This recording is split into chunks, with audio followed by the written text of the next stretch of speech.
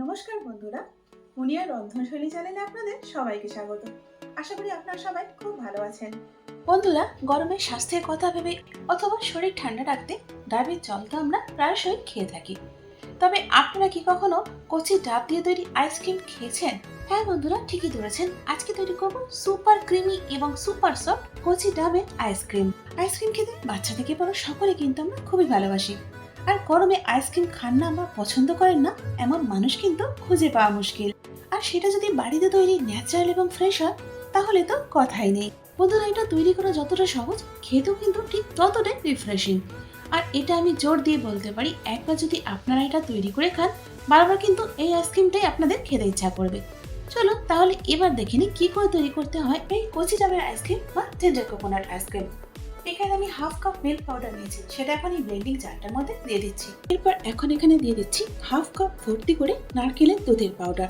এই নারকেলের দুধের পাউডারটা কিন্তু এখন সব দোকানেই পাওয়া যায়। এখানে দুটো কচি ডাবের শাঁস নিয়েছি, আর এখান থেকে কিছুটা আমি শাঁস তুলে রেখেছি। কেন সেটা পরে বলছি। এখন এগুলোকে ব্লেন্ডিং জারটার মধ্যে দিয়ে দিচ্ছি।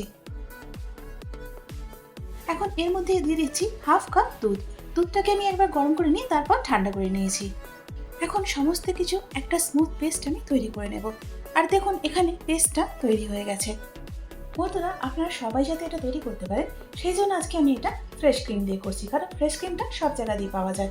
এখানে আমি দিয়ে দিচ্ছি 2 কাপ ফ্রেশ ক্রিম। এবার ক্রিমটাকে আমি বিট করে নিচ্ছি। এটাকে ততক্ষণ পর্যন্ত বিট করব যতক্ষণ না পর্যন্ত একটা সেমি বিট পজিশনে আসছে। মিনিট 3-4 হাই স্পিডে বিট করে নেওয়ার পর এখন ক্রিমটা কিন্তু একটা সেমি বিট পজিশনে চলে এসছে। এবার এর মধ্যে দিয়ে দিচ্ছি 2/3 কাপ কনডেন্স মিল্ক।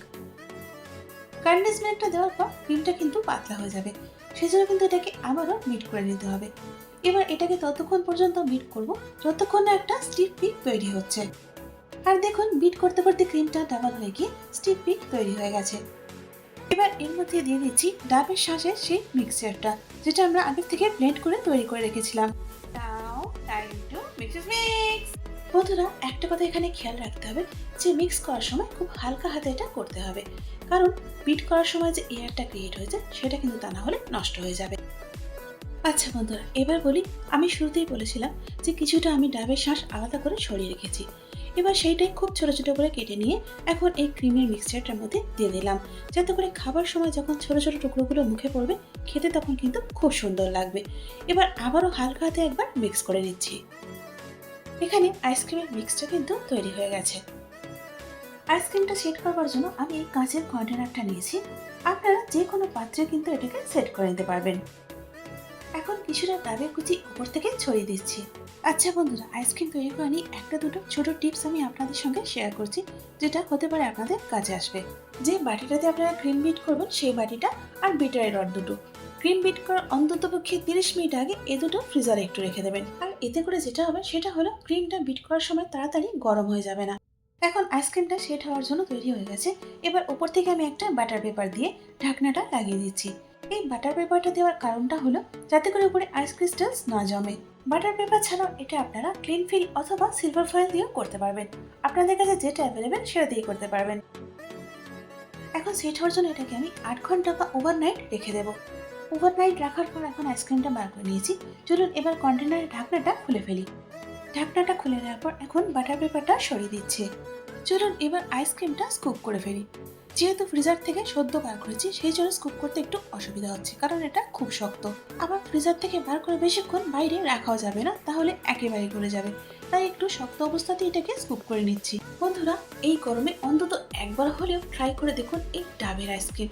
সত্যি বলছি, খেতে কিন্তু দুর্দান্ত লাগে। আর একবার শুরু করলে নিজেকে সংবরণ করা কিন্তু খুব মুশকিল। তাহলে দেখলেন তো বন্ধুরা, কত সহজেই তৈরি হয়ে গেল সুপার সফট ক্রিমি এবং দারুণ রিফ্রেশিং এই টেন্ডার কোকোনাট আইসক্রিম বা ডাবের আইসক্রিম।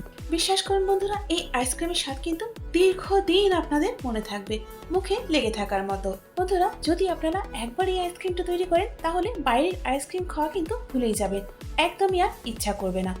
সুতরাং আর দেরি না করে ঝটপট তৈরি করে ফেলুন এই টেন্ডার কোকোনাট আইসক্রিম। আর তৈরি করার পর আমাকে জানাতে কিন্তু ভুলবেন না যে বাড়ির সকলে খেয়ে কি বলল। আশা করি আজকের আইসক্রিমের এই রেসিপিটা আপনাদের ভালো লেগেছে। যদি ভালো লেগে থাকে তাহলে একটা লাইক করে দিন। আর তারই সাথে বন্ধু বান্ধব এবং আত্মীয় পরিজনের মধ্যেও শেয়ার করে দিন। আর এইরকমই নিত্য নতুন এবং সহজ রান্নার রেসিপির জন্য আমার চ্যানেলটাকে সাবস্ক্রাইব করে আমার পাশে থাকুন। তার সাথে বেল আইকনটা প্রেস করে দিন, যাতে করে আমার পরবর্তী ভিডিওর আপডেটটা সবার আগে আপনি পেয়ে যান। এতক্ষণ আমার সঙ্গে থাকার জন্য অনেক ধন্যবাদ।